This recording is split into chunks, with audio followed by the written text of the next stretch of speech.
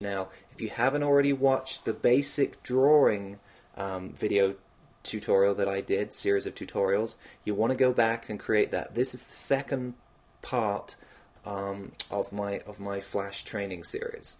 So, animation. Let's talk about it. We've all seen animation in Flash on websites that we've gone to that maybe has a splash page, or maybe an animated button that you roll over and something happens. Before we can do anything complex like that, we need to understand some basic principles. Let's go up to Modify, Document. Okay, first thing, frames per second. Every animation, every timeline that you have needs to have a frame rate.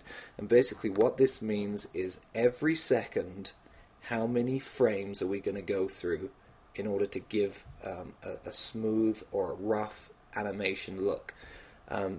Film is shot at 24 frames per second. The naked eye will normally see around 30 frames per second, I believe. If you go down to like 10 frames per second, you're welcome to do that, but it'll look a little more choppy and the motion won't look smooth. So we're going to start out with 24 frames per second, and what that means is that here on our timeline, frame 1 starts at 0, and by the time we get to frame 24, which doesn't exist because we haven't added it yet, 1 second has elapsed.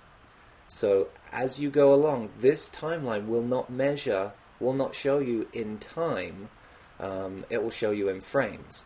So just know that every 24 frames you're hitting 1 second, 2 seconds, 3 seconds. So as you time out your animation, you want to make sure that you allot the amount of frames that you have to the time that you want the animation to complete.